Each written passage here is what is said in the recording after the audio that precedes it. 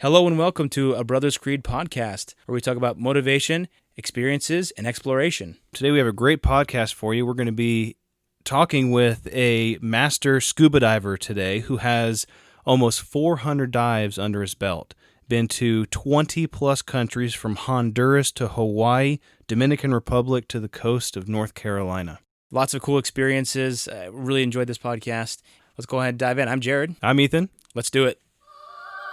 You can't climb the ladder of success with your hands in a pocket. We will not go quietly into the night. They tell me you're a man with true grit. I am the one who knocks. Don't ever tell me what I can't do, ever! That's how winning is done. Okay, like we said, we are here today with Master Diver Dwayne Thomas, who just so happens to be our dad.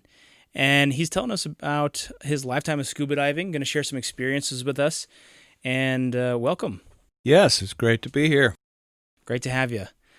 Let's see. So we've got so many questions about it, and I know you've got so many diving experiences, but let's first start about how did you get into diving? What did you like about it? Well, in 1985, I graduated from chiropractic school, and I practiced for a number of years as a chiropractor and just really busy all the time at work. And my wife, Sarah, for a birthday present in 1994, gave me scuba diving lessons. I didn't know anything about it, but it looked like it would be fun and a sort of a distraction and stress reliever from work.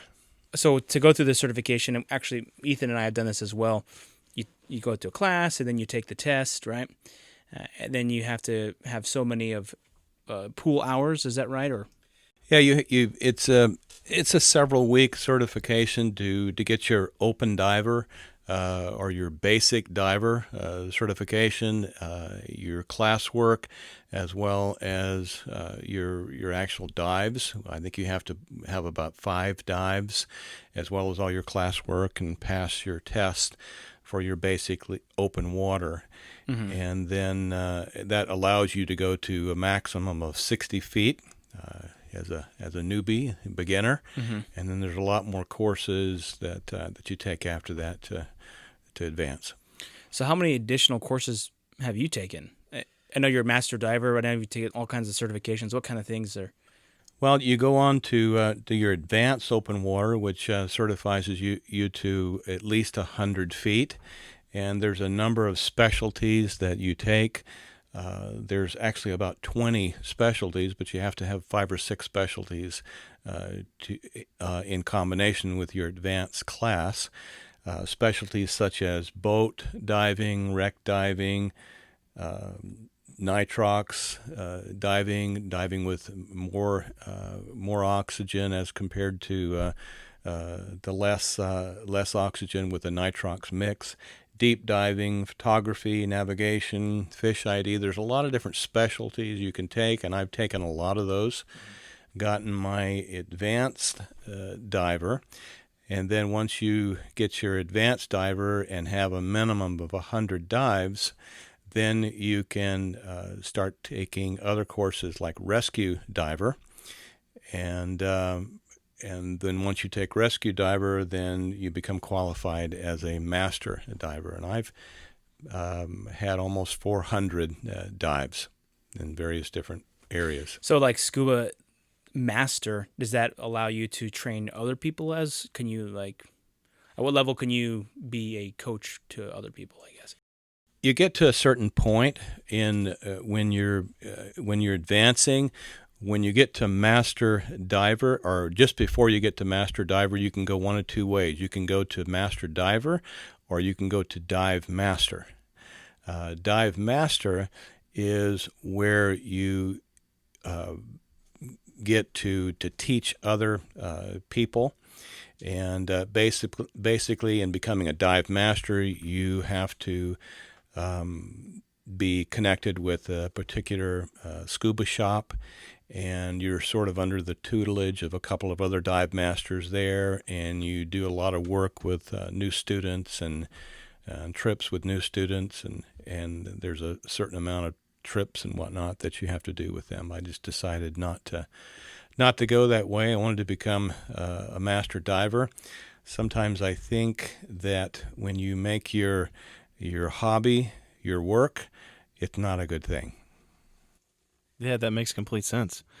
So you said you've been on almost 400 dives, and we were talking about some of the places that you've been from North Carolina to Hawaii. What has been your favorite dive? I know you dive multiple places or multiple times at the different locations that you go, but is there any maybe one location or two locations that stick out to you most?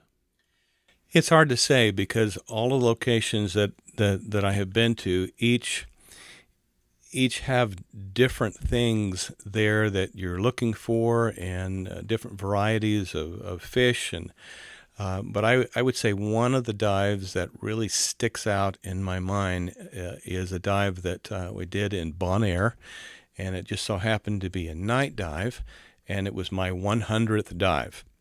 And me and my buddy, we went down in the. It was totally dark.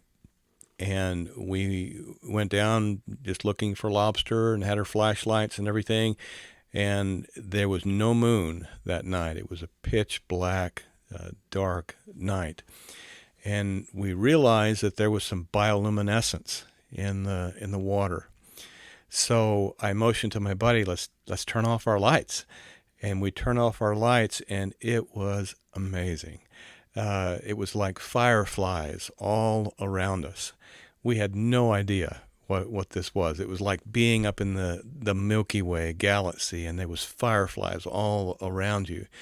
And later we found out that there was these little tiny creatures called ostracods, and they are small, and they're a chain called strings of pearls, and they're chained together about the size of a tomato seed. And when they bioluminescence in a sequence where they light up in a sequence throughout their chain. And it's the males that do that, and they light up into a certain sequence, attracting the females. It was like Christmas lights all around us. And then when we moved our hand and swished it back and forth, the whole area lit up because we were basically breaking apart some of those bioluminescent chains in front of us. It was amazing. Oh, cool. That sounds pretty cool. Night dives, you ever been it seems like it would be scary doing a night dive because you only have your flashlight and you can't see anything around you. Have you ever been nervous or kind of scared at night being in the water, not knowing what's around you at all? It is different. One time in Bonaire, we were doing a night dive, and we were swimming along, just looking at what was in front of us, because you could see probably 30, 40 feet with a really bright light. And before I realized it, I had a 6 or 8 foot tarpon swimming on each side of me. And tarpons are just huge silver fish, and they were hunting by my flashlight. It scared me initially, but it was kind of cool because every fish I put my light on, the tarpon nabbed. Did you put your light on your scuba buddy? No, he had a couple tarpons around him too. So that's funny. What would you say your favorite type of dive is? I mean, you've mentioned a couple where you see different things, or maybe a more of a nature dive or a creature dive, or more where you see a wreckage or something like that. Maybe night dives, day dives. Because you've been on all kinds of. You've seen planes in Hawaii. I know, like Japanese. Have you seen down Japanese planes in Hawaii? You've seen U-boats. You've seen all kinds of freighters and all kinds of stuff. Yeah, it's really hard to say what is my favorite dive, because I've done shark dives, and they're always exciting when you got 30 or 40 sharks just buzzing around you. And sometimes they're feeding them while the... And yeah, sometimes they're feeding them, and hopefully they don't feed on you. But you just kneel in the sand and watch those guys feed the sharks, and I mean the sharks come right next to you. You can touch them. That's exciting. I dove with dolphins. I probably daytime dives are more exciting because you can see more, particularly in an area where you have great visibility, where it's 100 feet visible. But nighttime dives are great too because there's so many different kinds of things that you see at night as compared to during the day. I mean, I can give you examples of all different kinds of dives that I've done. What was the coolest wreck dive, or one of the coolest wreck dives that you think you've done? That have you just been like, wow, this is incredible, this huge piece of machinery that's just underwater? Oh wow, there is some dives in Roatan in Honduras that are huge wreck dives that are really cool. I would say the coolest one that I've done recently is in West Palm Beach. There's a large ship down there where you go this time of year in the fall, where you see the large groupers that are 500-600 pound groupers, and you may see a dozen or 24 of these groupers just hanging out around the wreck. And you can swim up to these 500-600 pound fish and go all through the wreck. West Palm Beach is a little different. This particular dive, you dive on the ship and you can go all through the ship. A few years ago, I did that particular dive, and in one of the rooms in the ship, as I came into the room and shined my flashlight, there was one of those 500 pound groupers in the room with me, and that was a little scary. But this particular ship is exciting because it's a drift dive, whereas most dives in West Palm Beach are drift dives. As soon as you get off of the boat, the current catches you, and there's about 4 ships right in a row. You can go from one ship to the next ship to the next ship, and depending upon how much air you breathe and how much air you have, you might get 1 ship or 2 ships or 3 or however. It's kind of a multiple dive called a corridor. How many tanks do you dive? I think do you ever dive with 2 tanks? No, just 1 tank. Typically, your average tank is 100. Is an 80 aluminum tank, but I like to dive with 100. What does that mean, 100 versus 80? It's just a bigger size tank where you can put more air in it. You dive with 300 pound or 300 or 3,000 pounds of air in your tank, but 100 tank you can stay down a little bit longer. Awesome. Yeah, I think it's interesting. How long? Well, sorry. How long usually do you stay down?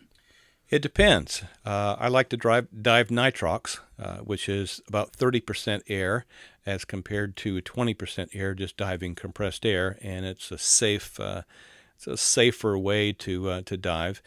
But the amount of time that you spend down depends upon how deep you go. If you go down 100 feet, you're going to probably spend 20 minutes, 25 minutes. In the total dive, or maybe 30 minutes in the total dive. But if you dive down to, say, 50 feet, you probably spend an hour under the water.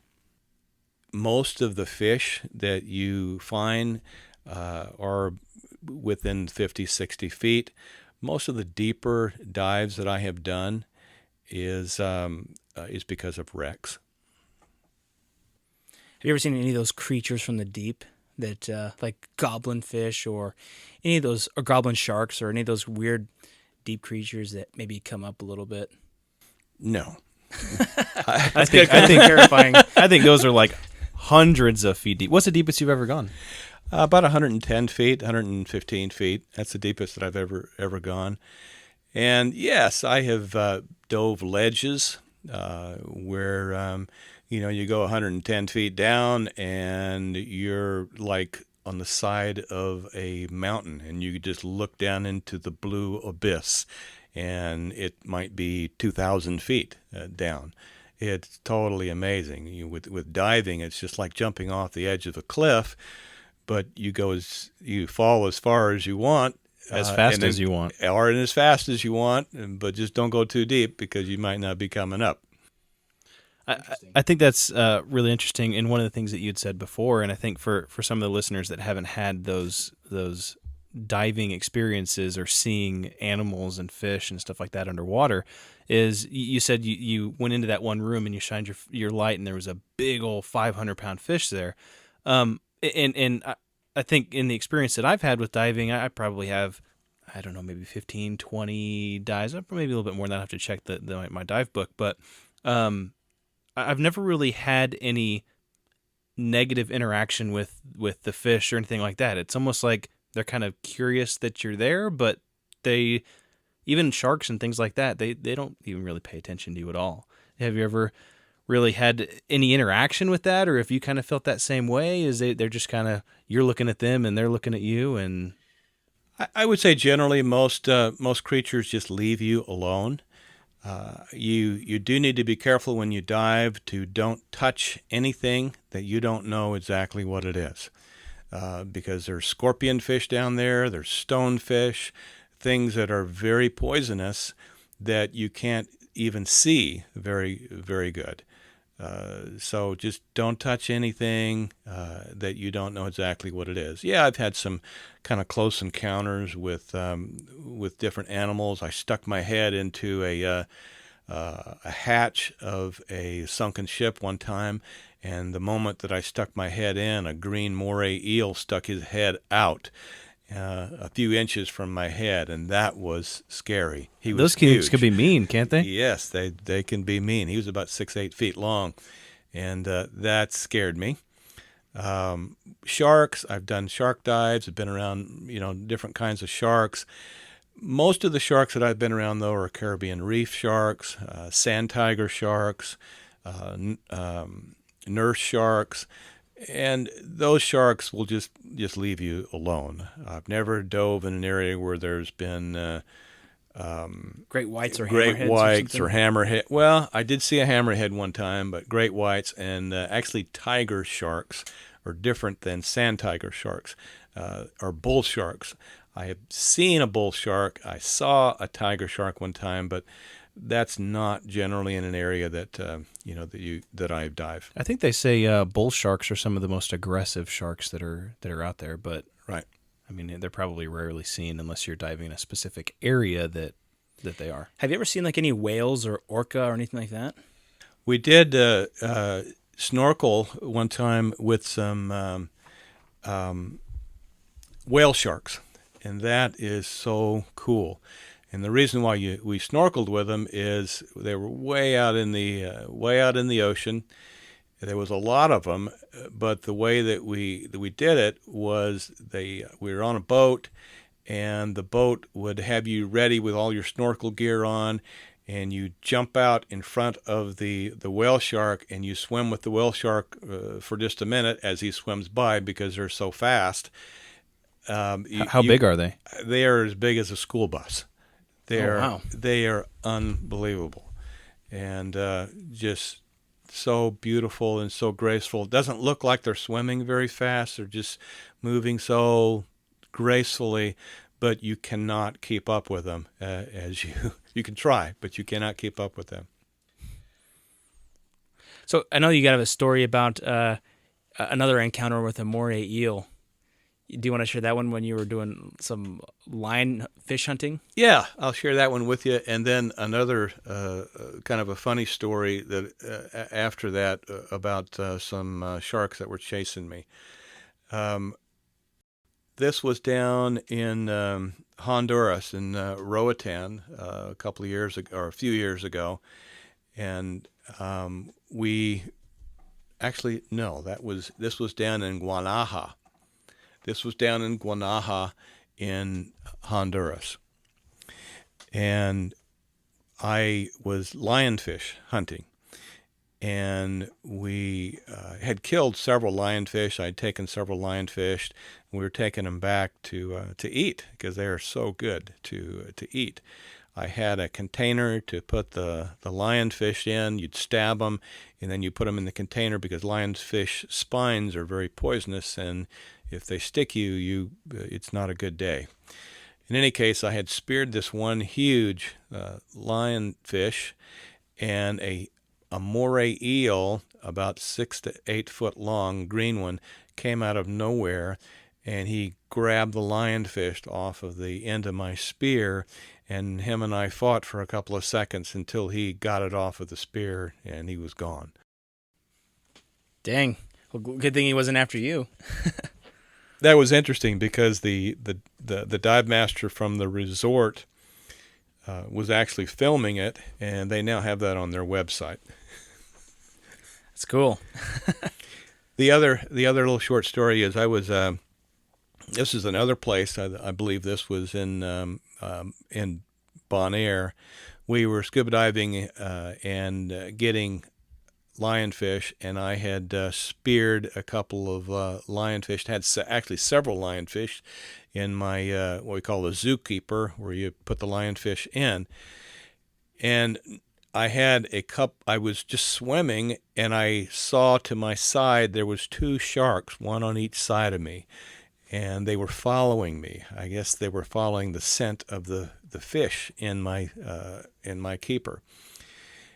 That were probably bleeding a little bit. They were probably bleeding since they had several holes through them. Yeah. And nurse sharks typically are not aggressive. These are the kinds of sharks that sit on the bottom, and you see them, and that's a nurse shark, and they're like they're sleeping all the time. But these 2 were following me, and when I was about at the end of my dive anyway, so I decided that I was just going to probably swim toward the boat. But my 2 buddies were with me, and they decided to go into a cave or a swim through. So I went with them up to the entrance of the swim through, and then I took a sharp turn and went to the boat. Well, to evade the sharks? The 2 sharks went with them. Oh. Inside the swim through, and they were arm in arm with these 2 sharks in a small area. Oh, man. Well, they made it out, right? They made it out.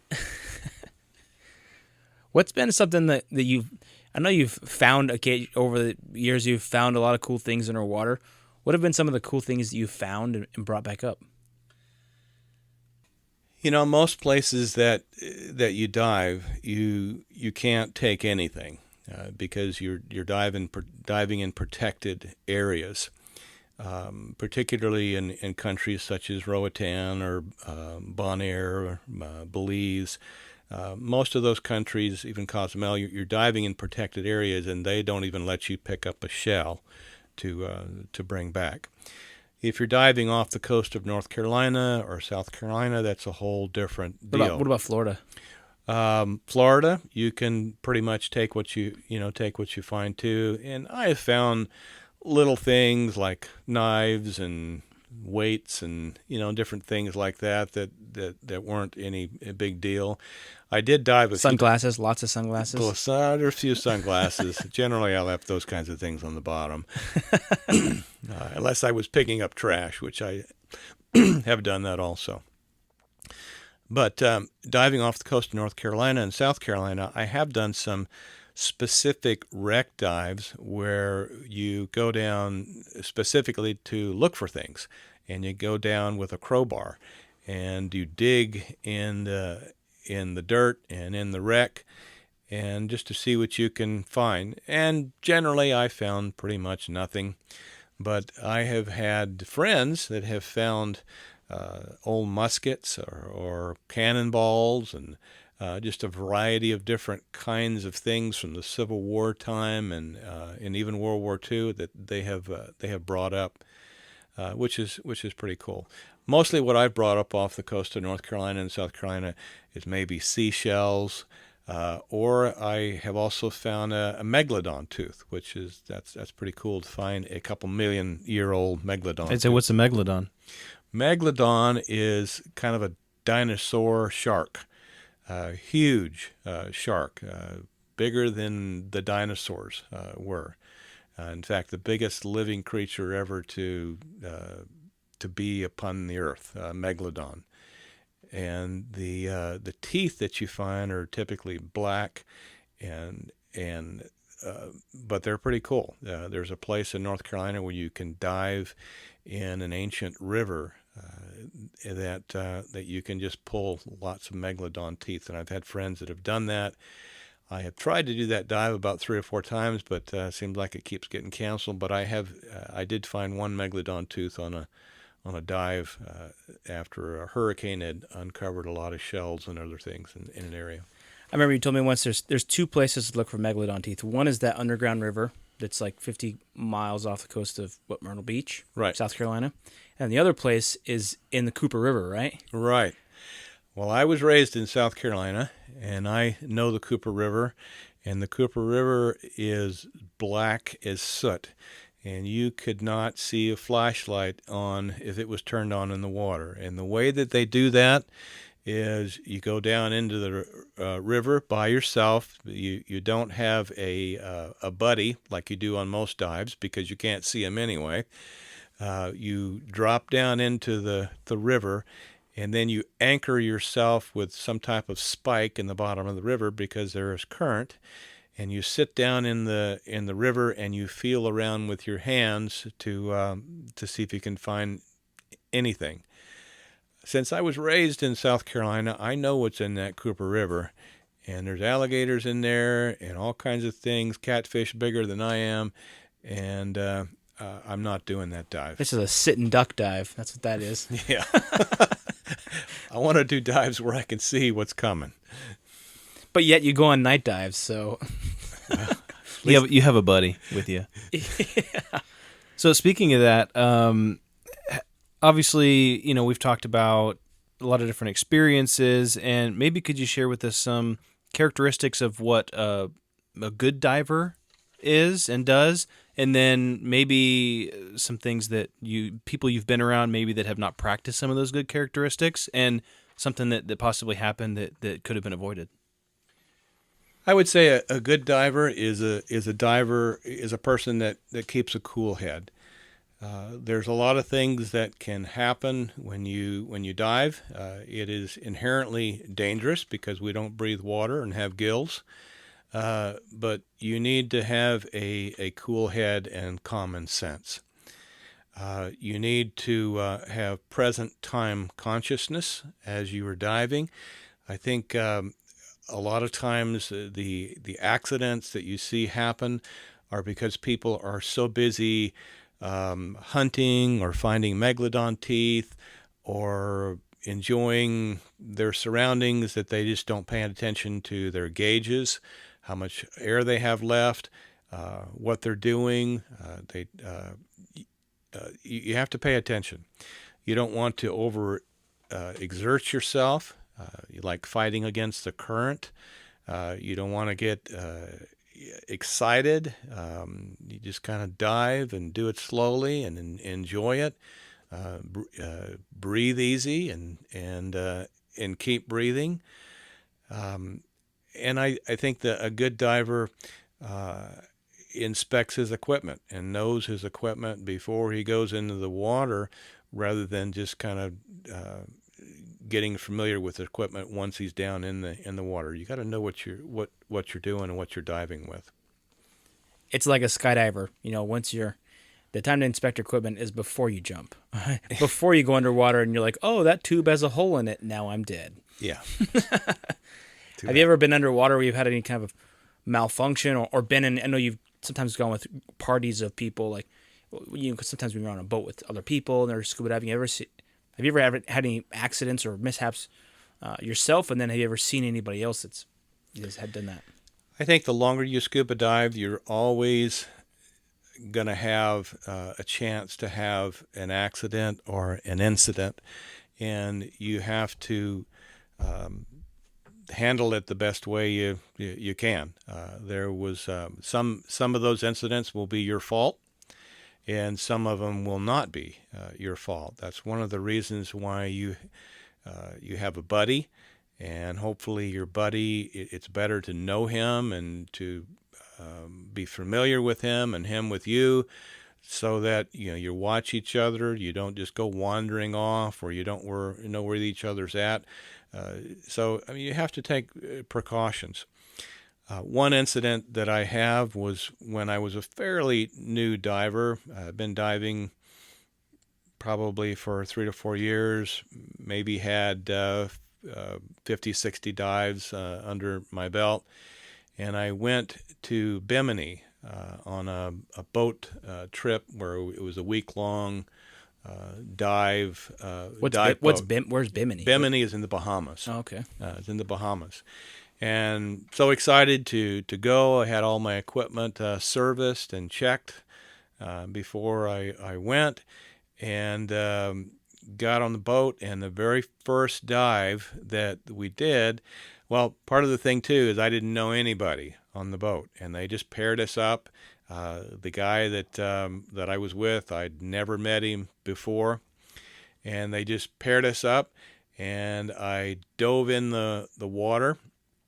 Jumped in the water. You don't dive. You jump in the water, and I went down about 60 to 70 feet, and one of the hoses blew off the back of my tank. Now you've got 3,000 pounds of pressure in your tank, and when a hose, which was an octopus hose, typically there's 3 hoses. One goes to your BC, your buoyancy control device. One is your regulator that goes to your mouth, and then you have another regulator which is for a buddy if they need it. It's called an octopus, and the octopus hose blew off the regulator, and which was strange because I had just had the thing serviced, and they were. I assume that they tightened everything like they're supposed to, but sometimes things can jiggle loose in an airplane or luggage or whatever. But I was down about 65 feet or so, and the thing blew off, and it was just like an explosion underwater. And I was totally encircled in bubbles. I couldn't see anything beyond a foot because it was bubbles everywhere. The only thing that I could see is I immediately looked at my air gauge. I started at 3,000 pounds. I was down to 60 feet, and I could see my air gauge going down very quickly. Now, normally, in a situation like this, your buddy would come up to you and give you his extra octopus so that you could breathe out of his tank. But I never saw my buddy. In fact, he told me later it was amazing. I was just watching all the bubbles. He did not come to my rescue. I don't even remember the guy's name. In any case, I was there, and I was watching my gauge, and I didn't want to just rush back to the top because I was at 60 feet. So I just watched my gauge, and I slowly just came to the top. And then when I got to the top of the water, which was probably 30 seconds, then I had 0 air in my tank. Now, I was very lucky for that to happen at the beginning of my dive. If that had happened halfway through my dive or at the end of my dive, considering the buddy that I had, I probably would not be here talking about this. Did he surface with you? No. I never saw him again until the dive was completely over. I was fine. I went back to the boat and told them that I had a problem, and they said, yeah, I saw your tank and all the bubbles, and they put a new tank on, and I went back down. Yeah, that's a crazy story. I mean, I can just imagine being. Hopefully, on the next dive, you went with a different buddy.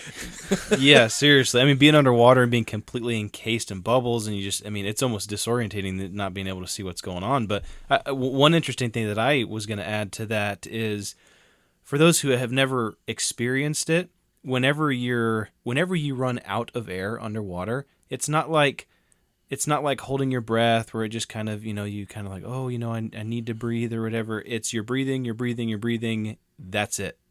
It just stops. It just stops. There's zero air. I remember whenever we were doing dive instruction in doing the practice in the pool, our dive instructor would come across and he would just randomly swim above us and turn our tank off so that you could at least know what that feels like. And you're just mid-breath and then whoop, there's nothing there.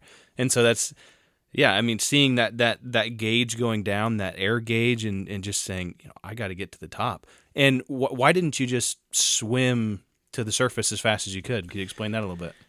Well, when the deeper that you go through various different pressure gradients. When you're at the surface, you're at 1 atmosphere. When you go down 33 feet, that is 2 atmospheres.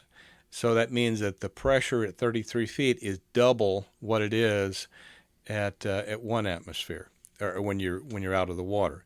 When you go down to 66 feet, that is 3 atmospheres. So there's 3 times the pressure than it is. Every 33 feet you go down, it increases the pressure by an atmosphere. So if you were to take a bottle that has or a balloon, say a balloon, and blow it up when you're 66 feet down, and you were just to kind of come back up, that balloon would explode when you get to the surface because the air expands. Well, essentially, that's your lungs. We're all born with 2 balloons. We're born with the 2 balloons, and you take a breath of that compressed air at 66 feet. If you just shoot straight to the tops, your lungs explode. Without exhaling, that is. Yeah, without exhaling. You keep breathing, and it's nice to have air to breathe. That's why I was watching my tank. Yeah. And I like one thing that you said about one of the good traits of a diver that's maybe experienced or that is getting into it is that you just stay calm, remain calm, think of your training, think of what you've learned, so that when you hit that maybe incident, I mean, it wasn't your fault that the thing blew off. Now, maybe, it could have been checked for tightness or whatever else before, but you were able to react in that moment and not just panic, which I think is really beneficial. So one of the dangers is the bends, right? And with the bends, basically the science of that is that when you're down that low in the water, you're breathing in that air, and that oxygen is going into your blood and nitrogen as well, and it's compressed so small, just kind of like that balloon.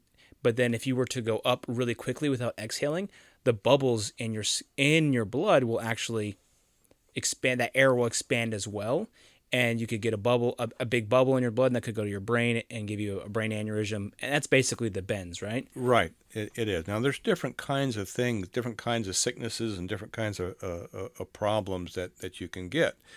But that is certainly one, and it's probably one of the most dangerous to get an pulmonary embolism. An embolism. Yeah, and you get the bubble, and that can go to your brain. It can go pretty much anywhere where that air is expanding and coming into your lungs. It can shut off. You might not even be able to breathe when you get to the surface. And it can cause rashes and other different kinds of things too. But you can also have you can have nitrogen toxicity. And when you're breathing compressed air, you're breathing 80% nitrogen and 20% oxygen. That's typically what we breathe on the surface normally. Where if you go down too deep or stay too long, a lot of that nitrogen just stays into your system, and you can get nitrogen toxicity. That's one of the reasons why you breathe with nitrox, is because it's 30% oxygen and 70% nitrogen, whereas you have less of a chance of getting nitrogen toxicity. What if you did like 50-50? What would that be like? What would be the disadvantage of doing that? Then you can actually get oxygen toxicity. There is you don't want that either. It's like hyperventilating, getting too much oxygen in your system. You can pass out. Do you have any other stories or experiences from dives that you went on that you'd like to share with us? I would say one other time that I went on a dive that I had an issue, and it was my fault, is I was diving on a sunken ship with a buddy of mine, and the ship was just so interesting. There was so many fish around it, and there were so many passages that we went through back and forth and up and down, and it was deep. It was 110 feet or so, and it was a large ship. And we went through the whole thing, and I was watching my gauges pretty good, but wasn't present time conscious. And we came up to the bow of the ship, getting ready to go up, and I realized I had about 500 pounds of pressure left in my tank.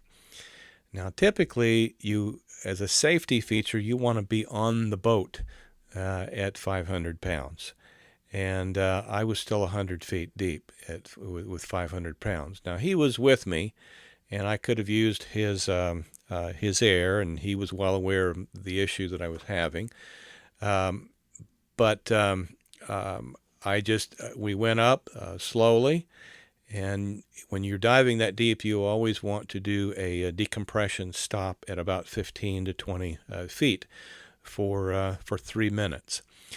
And I did that, and I was watching my gauge, and I was about 15 feet below the surface, and I had like 100 pounds left, 80 and 70 and 60, and then I did my 3 minutes and went to the surface, and when I got to the surface, I had zero air. That is not what you want. That was a bad dive and a bad decision on my part. It's one of those things you just have to be careful with. If someone wants to get into scuba diving, how much is this going to cost them, as far as equipment and dive fees? Obviously they need a license. How much does that cost? Could you give us kind of an outlay of what it would cost to get into it? Generally, your classes are probably your least expensive things. The classes that you take probably will be, around $300 to do your classes and your certifications and in your test work and your pool work. After your classes, then you will go on a certification dive with your dive master, and depends upon where they take you. A lot of times, living here in North Carolina, you can either go to a quarry, which is cold and dark and ugly, or you can go down to Florida and dive in some of the Clearwater Springs, which are pretty cool, but that's going to cost you a little bit just from a standpoint of rental gear and the trip and hotel and that kind of a thing. So it's your normal cost for that. If you want to buy your equipment, you will have to buy your mask, snorkel, and fins right off the top, and you can spend any amount of money doing those things. A mask, good mask, is probably going to run about $100. Some flippers, fins, probably about 50, 60 on average, and a snorkel, 10 or 15, $20. The biggest cost comes in with your buoyancy control device, which is what you wear and plug your regulator into. Those are expensive. Your computer and your gauges, you can spend anywhere from maybe $800 to $1,500 easy on getting set up with gear to go. Yeah, I know that you can purchase the gear, but a lot of times from dive shops you can rent the gear as well. And for maybe a beginning diver that doesn't have everything to set themselves up to go with. Right, and you can pretty much rent everything that you want to rent for a week or however long your trip is for, a couple $100. Great.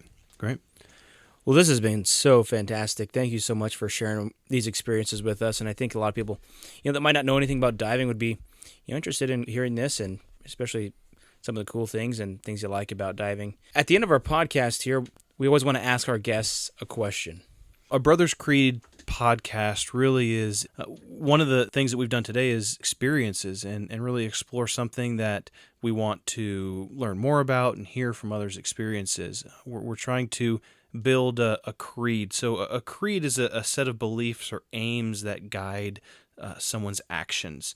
Now, we try to do that on this podcast through motivation, exploration, and learning from experiences like scuba diving. So would you be able to briefly maybe share some aspects of your personal creed, whether it has to do with scuba diving or just your life, and some things and some of those aims that help to guide your actions? Well, if you talk about a creed as a set of personal beliefs that guide my life, I would say I cannot even begin to talk about my creed unless I talk about the foundation of which is my firm belief in Jesus Christ as my Savior. That being said, I have a lot of other things to say about how I think that life should be led. I really do think that, when you do anything in life, either work or play, you need to go for it. Just don't do it halfway. I've always believed in working hard and playing hard. I think with working hard, you need to find something that you like to do. You need to find something that relieves stress and tension in your life, and that sort of sharpens your saw. Because if you do things that you like to do and to get away from what you normally do for a period of time, it makes you more productive in the normal work that you do, and you'll probably like the normal work that you do if you have a getaway. I think that having thought about this for a few minutes, and I knew that you guys would ask me these kinds of things because that's what the name of the podcast is about, right? I think you need to take some calculated risk in your life. Don't be foolish by taking too much of a risk or no risk at all. Try new things, even things that you haven't done before. Once I went to an opera. I hated it, but I tried it. Okay? Read good books and surround yourself with people and friends that are better than you. Be positive. Look for good in everything. If you make a mistake, then don't worry about it. Just don't do it again. I would say be kind to people as you help others. Many will remember that you help them and encourage you to achieve what you want to achieve. Be honest and protect your good name and reputation. Rejoice in your achievements, but the moment you are prideful, you're going backwards. I would say, there's a man that I respect. It's Richard G. Scott. He said one time, "We become what we want to be by constantly being what we want to become each day." And I think that is sort of the foundation. I could say a lot of other things, but try to become what you want to be each day, and you'll become that. That's great. Those are some great words of wisdom.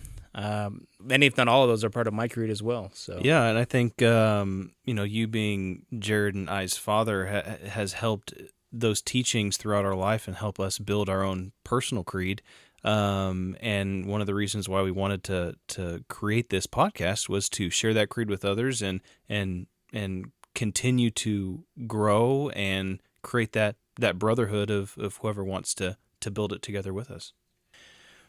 One of the great things, great experiences that I had in my life with scuba diving is the fact that I loved it so much that I gave each of my children, each of my 5 children, the opportunity to take courses and to become certified. And each one of them have become certified, and I took a special trip, at least one, with every one of them, and shared this one love of my life with them. You also shared Mom with us too, so that's the second love. Yeah, well, I'd say she is my first, but scuba diving's a close second. Well, great. Well, thank you so much. We really appreciate your time. Thank you for sharing your experiences with us, for sharing your part of your creed with us. We really appreciate it. And make sure to subscribe and look us up on Instagram at a.brothers.creed. All those out there who are interested in more experiences, please join us on our next podcast, and let's build our creed together.